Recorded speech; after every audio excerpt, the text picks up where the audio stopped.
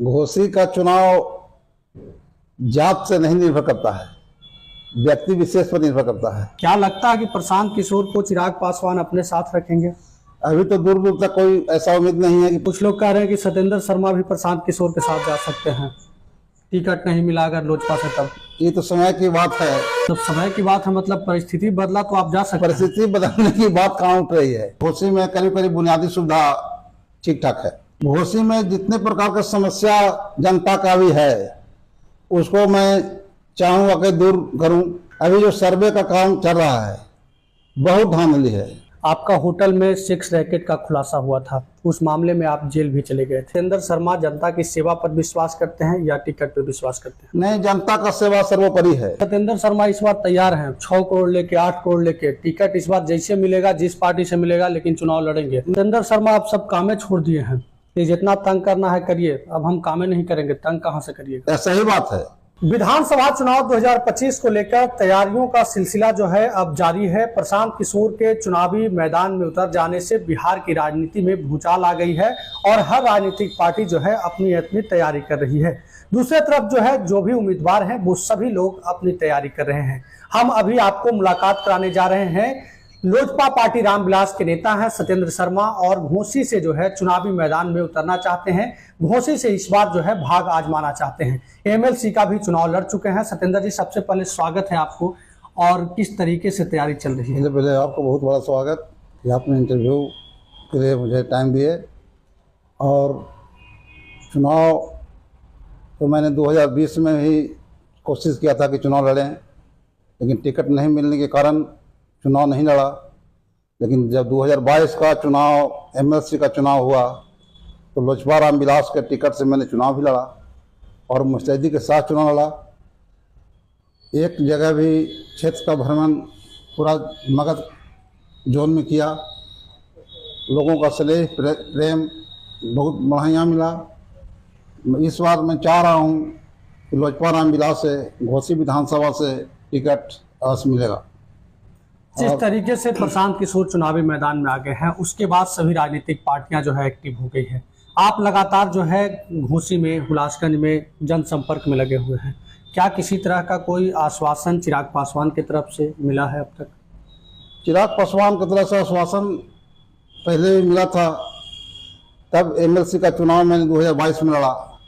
2022 में चुनाव लड़ने के दरमियान सफलता हासिल नहीं हुई तो उस समय से मैंने लगातार क्षेत्रों का भ्रमण किया। हुलासगंज प्रखंड में 3 बार से लगातार प्रमुख हूँ और प्रमुख संघ के अध्यक्ष जहानाबाद जिला का हूँ। हमेशा क्षेत्र का भ्रमण करते रहता हूँ ताकि लोगों का किसी प्रकार का क्षेत्र में कठिनाई नहीं हो। जो भी कठिनाई आता है उसको मैं धैर्य से काम करता हूँ। अच्छा, जिस तरीके से घोसी का मतलब समीकरण रहा है, पहले लगातार जो है जगदीश शर्मा चुनाव जीतते रहते थे, लेकिन अब लोग कहते हैं कि घोसी में भूमिहारों के लिए आसान नहीं है। आप भी भूमिहार जाति से आते हैं। घोसी का चुनाव जात से नहीं निर्भर करता है, व्यक्ति विशेष पर निर्भर करता है। अगर अगर घोसी का भूमिहार जब पाकों का सब यहाँ जुटा भी तो राहुल जी 2010 में चुनाव लड़े और चुनाव मुस्तैदी से चुनाव जीते।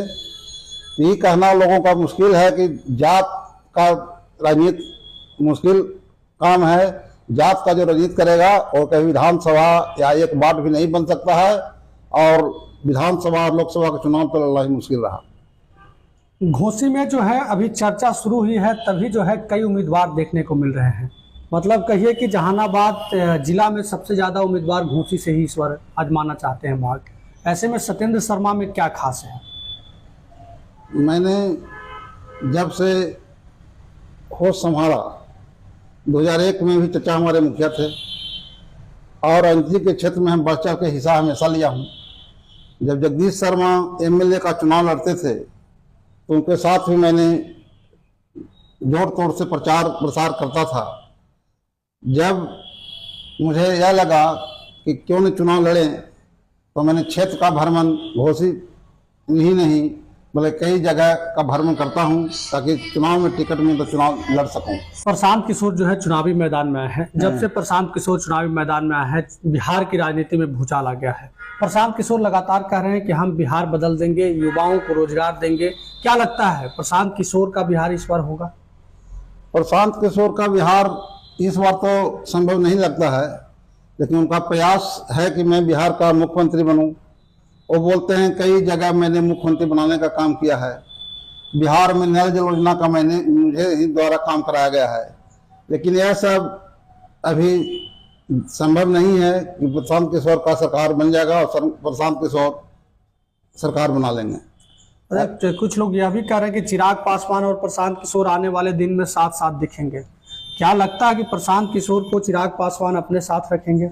अभी तो दूर दूर तक कोई ऐसा उम्मीद नहीं है कि प्रशांत किशोर और चिराग जी का सामने रहेंगे, क्योंकि चिराग पासवान अभी एनडीए के साथ हैं और इन्होंने अपना नेता नीतीश जी को मान लिए हैं। तो जब तक एनडीए में रहेंगे तो प्रशांत किशोर के साथ जाना संभव नहीं लगता है। क्या लगता है प्रशांत किशोर भी आने वाले दिन में बिहार की राजनीति में बड़ा भूचाल ला सकते हैं 2025 के चुनाव में? ये तो समय की बात है, इसके बारे में क्या कहें। जब ये लगे हुए हैं तो राजनीति में कुछ भी हो सकता है। कुछ लोग कह रहे हैं कि सत्येंद्र शर्मा भी प्रशांत किशोर के साथ जा सकते हैं, टिकट नहीं मिला अगर लोजपा से तब। ये तो समय की बात है, अभी तो लोजपा में हैं और लोजपा में रहूंगा। मतलब समय की बात है, मतलब परिस्थिति बदला तो आप जा सकते हैं। परिस्थिति बदलने की बात कहाँ उठ रही है? अभी तो एनडीए का चारों बगल देख रहे हैं, बोलबाला है। अभी तो सरकार एनडीए में है, एनडीए में रहेंगे। कई फोटो तस्वीर जो है प्रशांत किशोर के साथ मार्केट में आ चुका है, सोशल मीडिया प्लेटफॉर्म पर देखने को मिल चुका है। एक बार प्रतिभा पालन स्कूल में प्रोग्राम प्रशांत किशोर का हुआ था। मैंने अभिराम जी के कहने पर वहाँ स्कूल में गया था। लोगों के द्वारा फोटो खींच लिया होगा, इसके बारे में तो कोई ऐसी बात नहीं कि फोटो किसी के साथ हो सकता है। लेकिन अभी तक के जो है प्रशांत किशोर जन सुराज में जाने का कोई इरादा नहीं है। अभी जन सुराज में जाने का इरादा नहीं है। जन सुराज अभी एनडीए में है, एनडीए में रहेंगे। अच्छा, कुछ लोग कह रहे हैं कि प्रशांत किशोर तो बस मतलब बोलने के लिए अभी आए हैं, उनको पता है कि हम चुनाव जीतेंगे नहीं, इसलिए कुछ भी बोल दीजिए, वादा कर दीजिए, कोई दिक्कत नहीं है। ना ना, ऐसी बात नहीं है। किसी के बारे में टिक्का टिप्पणी करना बेकार है। वो काबिल आदमी है, इसमें कोई शक की बात नहीं है। काबिल आदमी नहीं अगर जो होते तो कई जगह स्टेट में इनका लोग अपने आप को ले नहीं जाता, पूछता नहीं, और इनका इतना व्यक्तित्व सामने नहीं उभरता। इस व्यक्तित्व उभरने का मकसद है कि काबिल है। इससे मैं कम नहीं कर सकता हूँ कि वे कम हैं। अच्छा, घोसी में आप बचपन से रहे हैं, बचपन से जो है राजनीति जब से मतलब होश संभाले हैं तब से राजनीति में है। घोसी में आज के समय में बुनियादी सुविधा जो है किस किस चीज़ों पर मतलब लगता है कि कमी है? कहाँ जो है जनता के साथ मतलब भेदभाव हुआ है, या फिर क्या जनता की ज़रूरत है? बुनियादी सुविधा तो जनसंख्या का वृद्धि होगी तो बुनियादी सुविधा हमेशा घटते बढ़ते रहता है। जैसे अभी बुनियादी सुविधा में जो आप सिंचाई का व्यवस्था देख रहे हैं, घोसी में अधिकतर जगह सभी खेतों में पानी पहुंच रहा है। यह कई नहर पक्कीकरण हो चुका है। जहाँ जहाँ बुनियादी सुविधा, रोड, गली, सड़क, नली का व्यवस्था हो रहा है। घर आगे बढ़ रहे हैं तो नली गली का सुविधा होता है।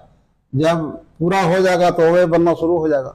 वो इस घोसी में करीब करीब बुनियादी सुविधा ठीक ठाक है। इस बार अगर 2025 का चुनाव आप लड़ेंगे तो क्या सबसे प्रमुख काम रहेगा जिसे आप मतलब लेकर जनता के बीच जाएंगे कि आप हमें वोट दीजिए तब हम ये काम करा देंगे? घोसी में जितने प्रकार का समस्या जनता का भी है उसको मैं चाहूँगा कि दूर करूँ। अभी जो सर्वे का काम चल रहा है बहुत धांधली है। इसको हुलासगंज प्रखंड में लोग आते हैं तो जहाँ तक मुझे संपर्क में आते हैं तो करीब करीब समस्या समाधान करते हैं, और लोगों का जो भी कष्ट होता है उसको मैं दूर करने का कोशिश करता हूँ। ये नहीं सब काम मेरा बस का चीज़ है कि सब मैं पूरा कर दूँ। जहाँ तक बनता है मैं काम करने के लिए हमेशा तैयार रहता हूँ। जो भी आए, किसी के साथ दुर्व्यवहार मैंने आज तक नहीं किया। सभी का कार्य अपने विवेक से करता हूँ। सर्वे की बात कर रहे हैं तो सर्वे में जगदीश शर्मा को यादव बता दिया गया है। नहीं, सर्वे में जगदीश शर्मा का यादव नहीं बताया गया है। जगदीश शर्मा का नाम सही लिखा गया है। एक कॉलम होता है उसमें शर्मा की जगह यादव मिस्टेक से छूट गया है, वो कोई मामला नहीं है। उसको लोग बृहत विस्तार से अपना कर रहे हैं कि यादव हो गए, सादव हो गए, ऐसी बात नहीं है। तो कॉलम में इनका यादव लिखा गया है, जबकि इनका नाम जगदीश शर्मा है। अच्छा, जहाँ घोसी में जो है कई उम्मीदवार हैं, कई उम्मीदवारों के बीच जो है सबसे पहले टिकट के लिए संघर्ष होगा, लेकिन क्या लोजपा पार्टी जो कभी जहानाबाद घोसी में चुनाव नहीं लड़ी है, वो सत्येंद्र शर्मा के लिए घोसी सीट मांगने को तैयार है? घोसी चुनाव लोजपा कई बार लड़ चुकी है, और जब भी लोजपा का टिकट, एक बार चुनाव कौशल यादव लोजपा के टिकट पर चुनाव लड़े थे और उनमें ऐसी खासी वोट मिलाई थी। जब कौशल यादव लोजपा से चुनाव लड़े तो घोसी का सीट लोजपा का बनता है। लोजपा घोसी के लिए प्रयास करेगी और घोसी का टिकट लोजपा लेगी। लोग एक बात कहते हैं कि टिकट तो मिलना है तभी चुनाव लड़ेंगे, निर्दलीय तो चुनाव लड़ेंगे नहीं, इसलिए जनता की सेवा कोई नेता नहीं करना चाहता है। क्या सत्येंद्र शर्मा जनता की सेवा पर विश्वास करते हैं या टिकट पर विश्वास करते हैं? नहीं, जनता का सेवा सर्वोपरि है।